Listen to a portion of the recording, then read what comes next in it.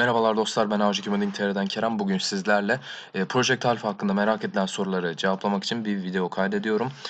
Şimdi öncelikle abi Discord'da bildiğiniz üzere bizim Avcı Modding TR grubumuzda bir tane Türkçe sohbet kanalı bulunuyor. Bir tane de İngilizce sohbet kanalı bulunuyor. İki tane sohbet kanalına da everyone çekip yani herkese etiketleyip Project Alpha hakkındaki sorularınızı sorun, bir video çekip cevaplayacağım dedim. Onlar da sorularını sordular. Ben de işlerinden önemli olanları, güzel olan soruları burada Questions adında bir text dosyasına kaydettim. Şimdi bu soruları cevaplamaya çalışacağım abi sizlerle. Hemen biçim diyelim, bir yazı tipini azıcık büyütelim, siz de görün.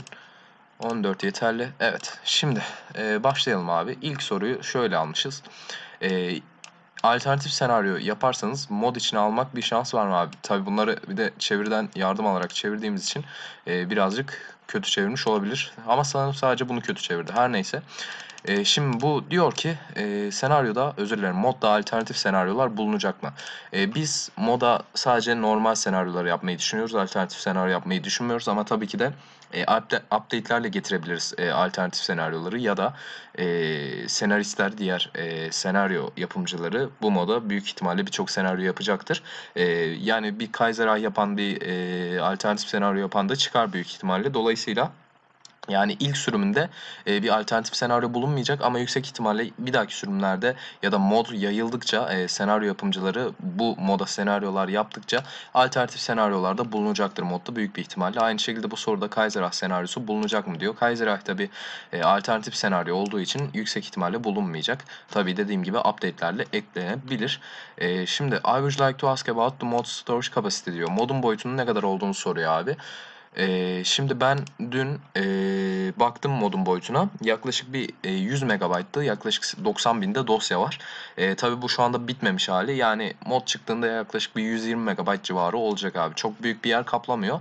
Hani 120 GB böyle, özür dilerim, megabayt. 120 MB böyle bir mod için çok büyük bir alan değil.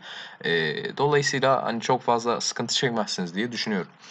Ne zaman çıkacak diyor abi. Biz şu anda da hedefimiz, şu anda bildiğiniz üzere abi, nüfusları tamamlamaya çalışıyoruz. Dün aldığımız bir görevli gerçekten nüfusları bayağı bir hızlı yapmaya başladı. Ve şu anda Afrika'nın bütün ekonomist nüfus ayarları yapıldı. Aynı zamanda Türkiye'nin, Suriye'nin, Irak'ın ve Avrupa'daki birkaç devletinde nüfus ayarlamaları tamamlandı. Şimdi ne zaman çıkacak diye sorarsanız abi, bizim hedefimiz Mayıs'ın ikinci haftasına kadar modu çıkarmak. Dolayısıyla bu hedef doğrultusunda büyük ihtimalle Mayıs'ın ikinci haftası içerisinde modu çıkarmaya çalışırız abi. Din seçme özelliği güncellemelerle eklenecekmiş. Şimdi bildiğiniz üzere Fate of World modunda bir din seçme özelliği, tam olarak bir din seçme özelliği olmasa da buna benzer bir şey eklemeye çalışmıştık. Yani ideolojilerle dinler eklemiştik oyuna. İdeolojiler aracılığıyla oyuna dinler eklemiştik. Mesela işte Müslümanlık, demokrasi, işte Hristiyanlık, monarşi vesaire gibi. Belki bu moda da güncellemelerle, evet, tam da arkadaşın sorduğu gibi güncellemelerle böyle özellikler ekleyebiliriz abi. Şimdi diyor ki moda girmek için özel bir senaryonun ne kadar ayrıntılı olması gerekiyor.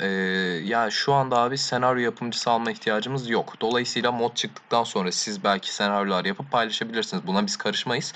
Hani senaryo yaparsınız, forumda paylaşırsınız. Hani sadece bizim yani modun linkini de verirsiniz ki bu zaten sizin için de gerekli olur. Hani altına yazarsınız Project Alpha mod için tasarlanmıştır diye. Ve altına da Project Alpha modu buradan indirebilirsiniz deyip bizim linki verirsiniz. O zaman sıkıntı olmaz. Hani senaryolar tasarlayabilirsiniz mod çıktıktan sonra. Daha fazla ideoloji olacak mı? Yüksek ihtimalle ilk sürümde hayır. Ama yüksek ihtimalle güncellemelerle eklemeye çalışacağız ideolojileri. Bakalım başka ne sormuşlar? Her ülkenin her bölgesini içeren bir senaryo olabilir mi? Abi her ülkenin her bölgesini içeren bir senaryo yapmak gerçekten de zor olur.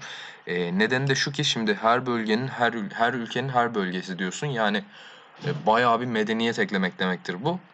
Ki bizim şu anda Mayıs'ın ikinci haftasına kadar modu çıkarmak için az zamanımız var. Dolayısıyla bununla fazla zaman kaybetmeyi istemeyiz açıkçası. Belki daha sonra yine dediğim gibi güncellemelerle belki ekleyebiliriz. Alfa şimdiye kadar yaptığınız en iyi mod muydu diyor. Sanırım evet abi. Şimdi şu ana kadar neler yaptık? AO2 Modding TR modumuz vardı. AO2 Modding TR'nin yaptığı bütün senaryoların, bütün modların içerisinde bulunduğu tek bir mod olarak. Bir de Fate of World mod vardı.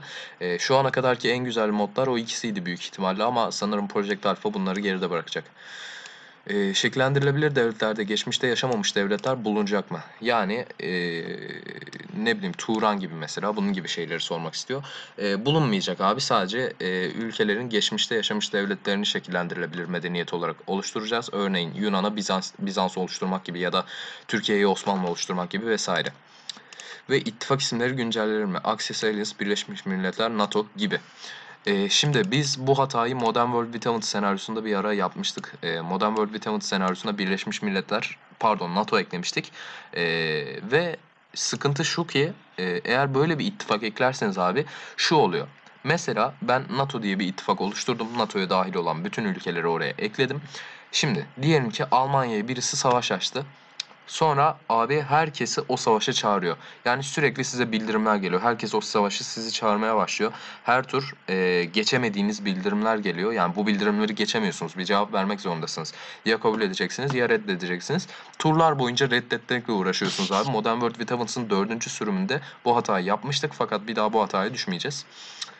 Oyunda şehir adını değiştir işlevi veya bunun gibi bir şey olacak mı abi? Zaten bildiğiniz üzere Age of Civilization 2'de şu sağ altta tur geçme tuşunun hemen sol altında bir şehir değiştirme bölümü bulunuyor. Şehir ismi değiştirme bölümü.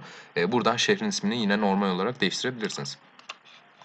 1941-1942 gibi daha fazla World War II senaryosu bulunacak mı diyor. Abi büyük ihtimalle bulunmayacak. Tek World War II senaryosuyla çıkarmaya çalışacağız modu, fazla zaman kaybetmemek adına. Oyun sistemi AOC ile aynı mı olacak diyor. Yani abi biz şu anda bir sistem eklemiyoruz. Biz şu anda sadece bir harita yapıyoruz. Fakat şöyle söyleyebilirim ki bu harita oyunun sistemini değiştirmese de oyunun oynanış şeklini büyük ihtimalle büyük ölçüde değiştirecek. Sebebi de şu ki şimdi şu anda oynadığınız oyun abi size kolay geliyor. Neden? Çünkü ülkelerin eyalet sayıları az. Dolayısıyla bir ülkeyi tek savaşta kolay bir şekilde anneksleyebiliyorsunuz. Annekslemek yani tamamını fethetmek.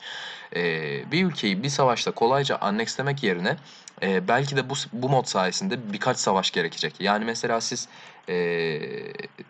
diyelim ki Türkiye'siniz abi. Suriye'ye savaş açtınız atıyorum. Genelde Türkiye oynayanların çoğu direkt Suriye'ye savaş açıyor. Ama abi bu modda belki de Suriye'yi tek savaşta bitiremeyebilirsiniz. Çünkü neden? Suriye'nin çok fazla toprağı var. Yani çok fazla değil de hani normale göre daha fazla toprağı var ve bitirmek daha zor olacak Suriye'yi. Dolayısıyla belki de tek savaş yerine 2-3 savaş gerekecek bir ülkeyi fethetmek için, ki gerçekçi olan da bu bence. Nedeni de şu ki abi, hiçbir ülke diğer ülkeyi tek savaşta yok edemez. Öyle bir şey yani yoktur yüksek ihtimalle. Dolayısıyla abi daha gerçekçi bir oyun şeklinde dönüşeceğini düşünüyorum ben bunun. Modern dünya senaryosunda Vatikan, Liechtenstein gibi ülkeler bulunacak mı diyor. Şu anda Liechtenstein'i zaten ekledik abi. Vatikan'ı da yüksek ihtimalle ekleyeceğiz yakın bir zamanda. San Marino'yu da ekleyeceğiz. Özel ülkeler eklenecek mi? Şimdi Project Alpha modunda 2 tane Modern World senaryosu bulunacak abi.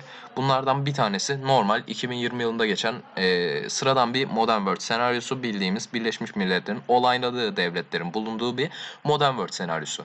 Bir diğeri de abi işte burada söylediği gibi özel ülkelerin ekleneceği süper Modern World senaryosu.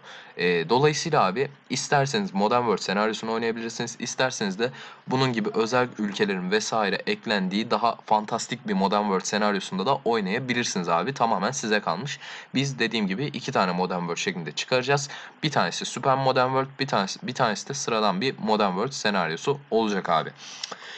Şimdi eğer abi bu videonun ikinci bölümünü de istiyorsanız abi yorumlardan belirtmeyi unutmayın. Eğer bir ikinci bölüm vesaire isterseniz Discord'da yine bir everyone atarım. Yine herkes merak ettiği soruları sorar ve ben de işte merak edilen soruları cevaplıyoruz. 2 adı altında bir video çekebilirim belki. Dediğim gibi yorumlara yazmayı unutmayın. Hala da eğer aklınızda kalan sorular varsa yine yorumlara yazmayı unutmayın. Onları da yorumlardan cevaplamaya çalışırım ufak sorular varsa. Bu videoyu da artık burada bitirelim arkadaşlar. Açıklamadaki linkten Discord grubumuza katılabilir. Bizi Twitter'da takip edebilir. Bino Games sitesinden bizlere bağışta bulunabilir. Project Alpha modunun tanıtım konusuna ulaşabilir. Ve Age of Civilization 2 Türkiye topluluğu Discord grubuna katılabilirsiniz arkadaşlar. Şimdilik benden bu kadar. Hepinize iyi günler, iyi oyunlar. Bay bay.